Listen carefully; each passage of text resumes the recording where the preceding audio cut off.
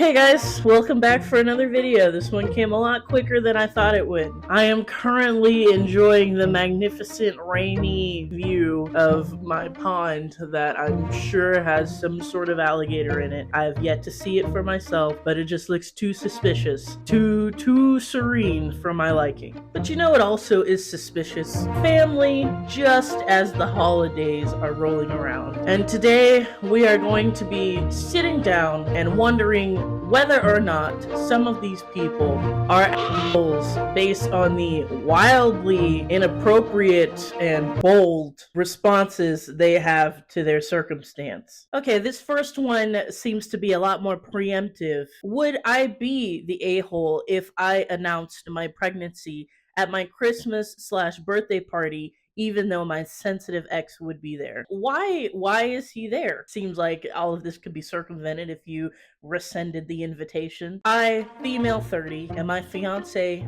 male 30, recently found out that we were expecting. We're super excited, but as private people, no one outside of our immediate family will know that this is actually my second pregnancy. My first ended in a miscarriage. Out of a mix of anxiety and caution, we decided to wait until after my anatomy scan, which is the week before Christmas, to announce it publicly. Alright so far. Every year, I host a big gathering for Christmas and my birthday since they're a day apart. Friends fly in, and it's the only time my divorced parents can stand being in the same room together. Since my scan is right before the party, I should be starting to show. I'm thinking about using the birthday part of the event to announce the pregnancy. Here's where maybe asshole. What? Oh.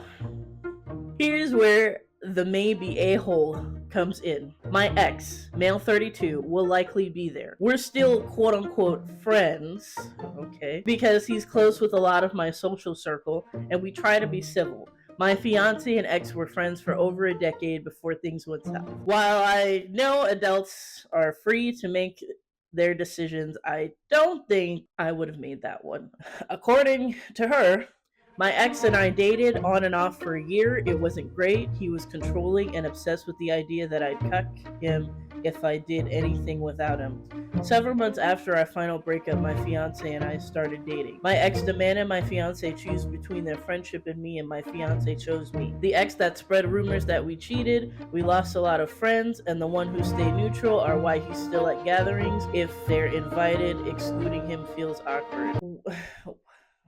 I've been in this situation before, unfortunately. I'll guess I give it to you if it was a couple of months, I guess, but again, this is not the type of decision I would be making given the fact that they're close friends. If I'm being completely honest, if I was close friends with somebody for over 10 years, I'm not choosing someone I just dated over that person. But that's just me. That's just me. Even though my fiance and I have been together for over a year now, my ex seems to have some lingering feelings or bitterness. He refuses to acknowledge our engagement, and the energy is always off when I see him. Some friends think he's still grieving, but my fiance thinks we should cut him and those who defended him off. As for me, I'm just trying to maintain peace with friends who stuck around after the pandemic.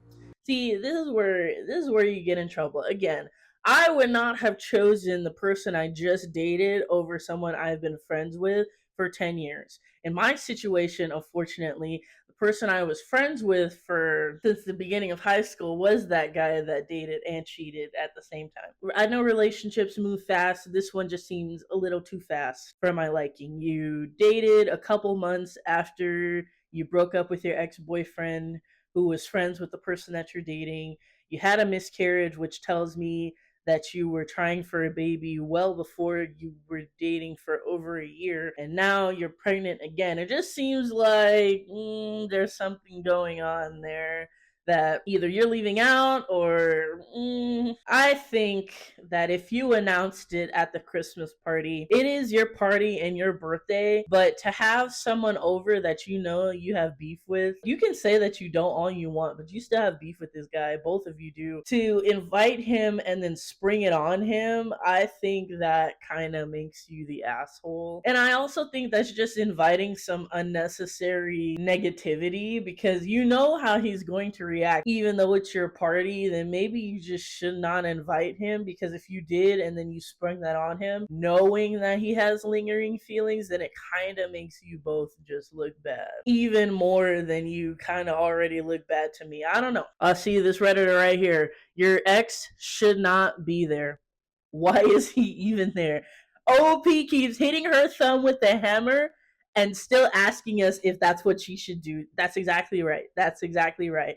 You are putting yourself in unnecessary danger, by the way, by having this guy who is fawning over you be out all willy-nilly at your party, knowing that you're about to have a kid. That puts you both in unnecessary danger. Well, you're already pregnant, so I mean, it's already a done deal. But it seems like you need to reevaluate your friendship circle if all of them left pretty much after you guys dated. Again, I'm not sure how I would feel about that, but it doesn't really seem like the ones you have left anyway that are showing sympathy for your ex should be there either. I don't know. Comment what you think. All right, this next one seems to be more financially inclined. Am I the a-hole for telling my sister I can only spend so much on our siblings? My older sister, 28 female, and I, 25 female, have been supporting my mom financially since our younger half siblings were born, 13 and 14 respectively. My mom has held steady seasonal employment over the past few years, which is great, but due to no financial help from her partner, she's taking on all of the bills. What the fuck? What is the partner doing? You know, I always hesitate when you have a partner that is not paying anything, man or woman, because you are both in a relationship. What the hell is the point in being in a relationship together if you're not going to help each other, especially financially? I don't have the means to be taking care of the both of us, and even if I did, that shows like a power imbalance to me, because you could just as easily say, well, then just don't do it. But I'm going to feel some type of way if I'm paying for everything and you have even like an inkling of something out of place. Before y'all get on me, I know no one's rushing to pay my bills, okay? If my partner was in financial trouble while we're together, that's different, as the relationship means I can cover when necessary, and vice versa. My older sister and I have essentially taken on Christmas shopping the last 10 years because my mom can't afford to. Last year, I had to spend $500 to $600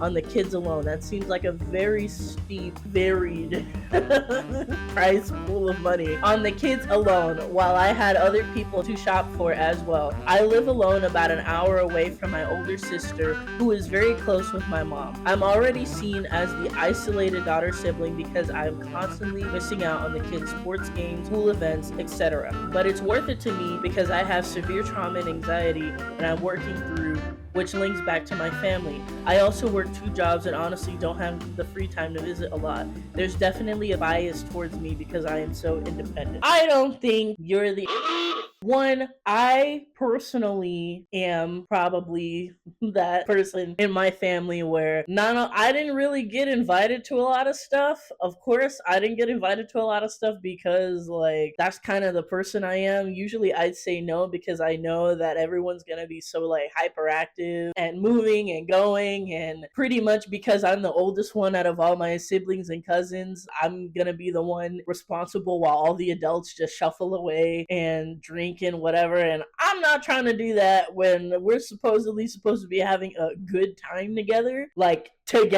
I'm pretty much this girl, and if I had to spend between 1 cent and $2,000 on my siblings and cousins, knowing that my mom is in a predicament where her partner is not even pitching in, I'm not doing that. I am not doing that. You guys are getting maybe a card from me with maybe like $2 or $3 in it, like I got when I was young. Okay, and those cards were coveted. It's just like your birthday. You get as many quarters as you are years old and you don't complain not one bit. All right. Would I be the a-hole if I didn't get my mom a Christmas present? I don't get my mother presents usually because she's technically not the person that raised me. I have a different motherly figure in my life that I would happily give presents to that she denies constantly. But let's hear it. Hey there. So Christmas is a pretty big deal for my mom. However, since all of the kids have grown up and moved out, all of us agreed that we didn't want to get each other gifts.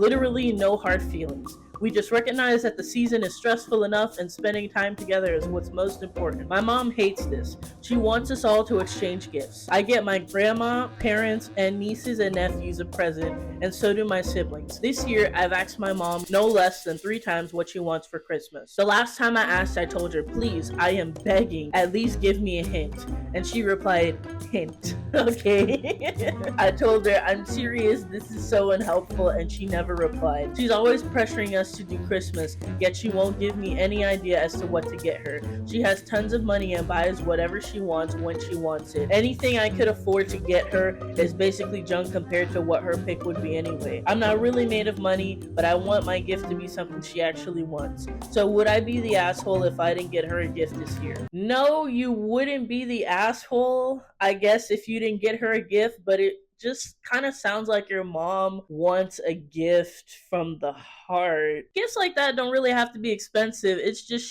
she probably just wants you to get her something that you think she would enjoy, because to be honest, that's the point of a Christmas gift. Usually, you can get someone something they want. To me, I've always valued a gift that was given to me that I never thought about. Like, I've had the same wallet for the past 6 years because a friend of mine gave it to me on my birthday, and I had this raggedy wallet where I'm like, I don't see myself changing this out.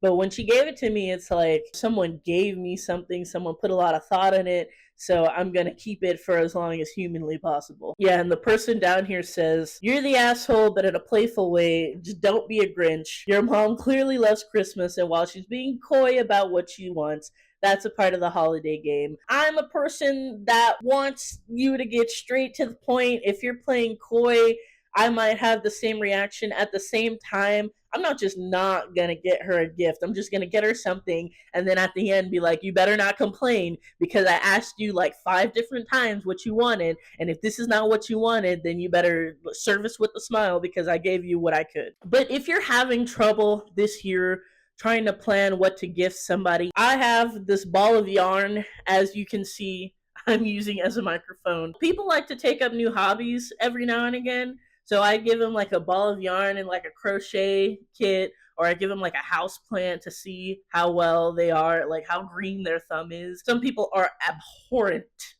with plants. I have a friend that is on their 3rd bonsai tree. These are terrible plant people. Part of giving gifts is giving it to someone that you actually like.